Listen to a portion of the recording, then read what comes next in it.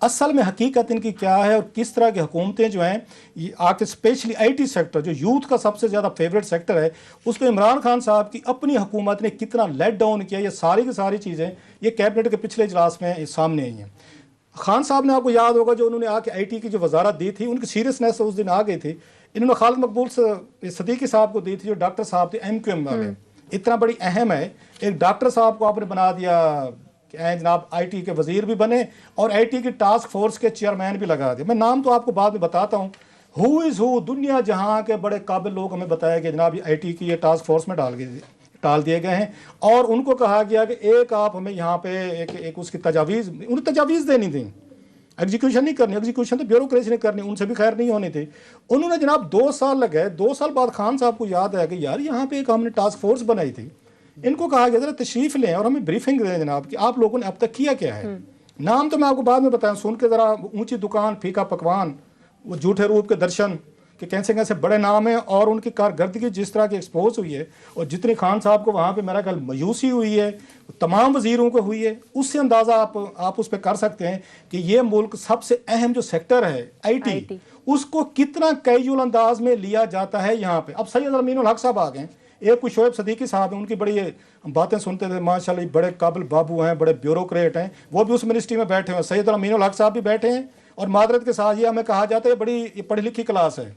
उस पढ़ी लिखी क्लास की सुने आमिर साहब, उन्होंने ये कहा जनाब इनके जिम्मे लगाया गया था कि आप जैसे मैंने कहा कि वो करके दें। जब इन्होंने ब्रीफिंग ख़त्म की कैबिनेट में कोई 15 के करीब इनके जिम्मे काम लगे हुए थे। नोट ये हुआ कि इन 2 सालों में इन लोगों से ये 20-25 लोग जो थे इनसे 15 सिफारिशात तैयार नहीं हो सकी सर। सिर्फ 15 सिफारिशात इन्होंने तैयार करनी थी कि हमने आईटी सेक्टर को कैसे कैसे यहाँ करना है। उस पर फवाद चौधरी साहब बैठे हुए थे, उसने कहा आप तो इनको रो रहे हैं ना आईटी सेक्टर को कि पूरे मुल्क को चलाना था या फ्री लांस करवाना था, ई गवर्नेंस करवानी थी या ग्रेजुएशन करवानी थी दुनिया भर के साथ आपने। हाँ, सबसे बड़ा हमने आईटी एक्सपोर्ट बढ़वानी थी इनके जरिए। ये जो है जिनको अभी इन्होंने 35% अलाउ किया है ना, वो मनी लॉन्ड्रिंग का लीगल तरीका जो स्टेट बैंक ऑफ पाकिस्तान ने दिया है, इनके जरिए हमने आईटी एक्सपोर्ट बढ़वानी थी। ये बड़े बड़े एक्सपर्ट इकट्ठे किए गए, तो सैयद वो सैयद साहब हो गए और प्लस जैसे शोएब सदीकी साहब हो गए, इनको तो बरतरफ होना चाहिए था। खान साहब ने जितनी वहाँ पे मजूसी का इजहार किया है, जब खैर ब्रीफिंग खत्म हो गई तो खान साहब ने पूछा वो हजूर इनमें से कितने गोल्स अब तक आपने अचीव किए हैं, ये 15 जो आपके जिम्मे लगे थे 2 साल बाद, अक्टूबर 2018 आज अभी जो ये मीटिंग हुई है पिछली 2021 फरवरी, 2.5 साल बाद उन्होंने पूछा कि एक्सीलेंसीज ये ज़रा बताएं। उन्होंने सैयद अमीनुल हक साहब से और ये शोएब सदीकी साहब से पूछा एक्सीलेंसीज ये बताएं इनमें से कितने टारगेट अचीव किए हैं आपने या कितने आपने काम किए हैं। उन्होंने कहा 1। इमरान खान साहब वाज मतलब फॉर अंडरस्टैंडेबल रीजन उन्होंने कहा जनाब जाली मैं तो 1001 इसमें तकरीरें कर चुका हूँ, मैं तो कौम को मतलब एक्सपोर्ट बढ़ा चुका हूँ कि जनाब आईटी एक्सपोर्ट बढ़ गई है, आप पे पहुंचने वाले, हम तो चांद पे पहुंचने वाले, आईटी वाला ये सेक्टर जो हमें चांद पे पहुंचाने वाले। आप ये कह रहे हैं कि 15 में से सिर्फ हमने 1 काम किया है सर। उसके बाद जनाब उन्होंने इनकी उठाई है पूरी ब्रीफिंग, मैं मुहारफतन कह रहा हूँ, ये प्रैक्टिकल नहीं कहता, और वो कह रहे हैं थ्रो इट अवे।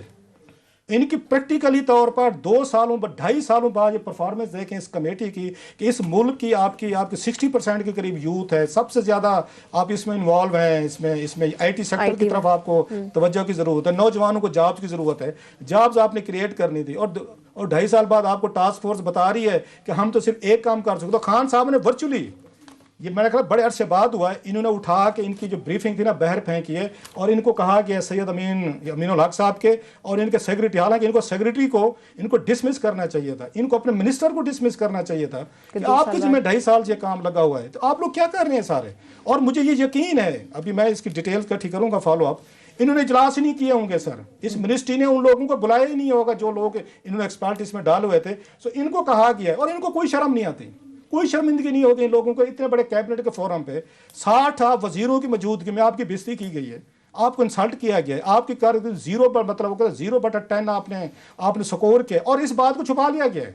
ये शिबली फराज साहब भी आपको प्रेस कॉन्फ्रेंस में नहीं बताते, ये जो बाकी आते हैं सारे दिन ट्विटर खेलते रहते हैं, ये चीज़ें छुपा ली जाती हैं। वैसे आएंगे 2-2 4-4 घंटे कौम को ये लेक्चर देंगे और बताएंगे भाई साहब ये भी तो बताएं कि आपके वजीरों और आपकी ब्यूरोक्रेसी ने जो आईटी सेक्टर को तबाह किया है, जिन्होंने आपको सिफारिशात देनी, उसके बारे में आप हमें कौम को क्यों नहीं बताते। वो प्रेस कॉन्फ्रेंस में कैबिनेट के इजलास के बाद क्यों नहीं बताई जाती है। आमिर साहब जरा नाम सुने, ये कौम को पता चलना चाहिए कि कौन कौन से लोग थे जिनको खान साहब लेके आए थे टास्क फोर्स के, बड़े ज़रूरी हैं जनाब। सबसे पहले तो मिनिस्टर साहब, इससे पहले खालिद मकबूल सदीकी साहब चेयरमैन थे, अब सैयद अमीनुल हक साहब माशाल्लाह आ गए। इसके बाद सेक्रेटरी IT जो हैं शुएब सदीकी साहब, वो थे जनाब। अताउर रहमान साहब डॉक्टर, फॉर्मर आपके minister of science and technology और चेयरमैन हायर एजुकेशन कमीशन, इसके मेंबर थे आइंस्टाइन ऑफ पाकिस्तान, जो रोजाना हमें समझाते रहते हैं, लेकिन टास्क फोर्स पे 0 नंबर लेकर निकले वहां से कैबिनेट से सर, उसमें नहीं थे। एक इंजीनियर जवाद सलीम कुरैशी साहब थे, चेयरमैन पाकिस्तान इंजीनियरिंग काउंसिल, जरा नाम सुनते हैं, ऊंची दुकान फीके पकवान।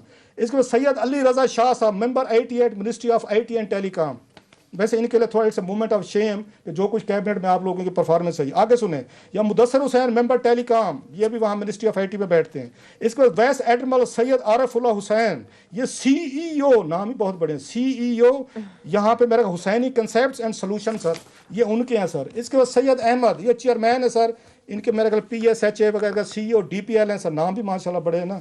इसके बाद डॉक्टर जरताशा अफजल, ये उस्मानी साहब फैकल्टी हैं, ये इलेक्ट्रिकल इंजीनियरिंग की हैं। शहद मुस्तफ़ा हैं CEO टेलीनोर, शहद Mustafa CEO Telenor micro finance bank, नाम सुनते जाएं। और तमाम के तमाम 2.5 सालों में इस मुल्क और कौम को 15 सजेशन नहीं दे सके कि आपने IT सेक्टर को आके अपलिफ्ट करना करें। इसका नदीम मुस्तफ़ा साहब, ये फॉर्मर कंट्री मैनेजर थे माइक्रोसॉफ्ट, हमें सब नाम तो सुने ना आप जरा, इनकी परफॉर्मेंस है। जहां आरा साहब फाउंडर ऑफ द नेस्ट, ये भी पता नेस्ट क्या ब्लॉक का नाम है, मुझे तो नहीं पता, शायद कि अगर मेरी जाला सर।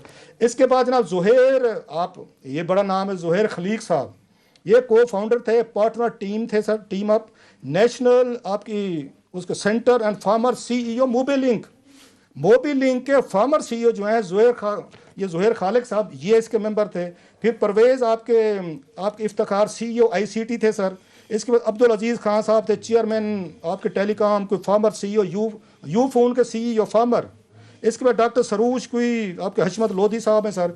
अब ये आई एम श्योर सबसे पूछेंगे, कहेंगे ना हमें तो वैसे ही बुला लेते थे, ये हमारी जिम्मेदारी नहीं थी। ये क्लास साहब इमरान खान साहब के जो तखयलाती जो महल था ना, उसका जनाजा है। ये एक टास्क फोर्स नहीं है, this is story of every task force. पहले बताया गया कि जनाब हमारी तैयारी नहीं थी, हमने पहले नहीं है, अब हमने जल्दी से टास्क फोर्स बना दी है। 3 महीने बाद इन्होंने लेके आना रिजल्ट, और आज 2.5 साल बाद हर टास्क फोर्स का यही हाल है। ये सिर्फ IT का नहीं है, वो जो सारों जगह जो लगता था कि यूं आएगा इमरान, बनेगा नया पाकिस्तान, तो ये सारों का यही हाल है।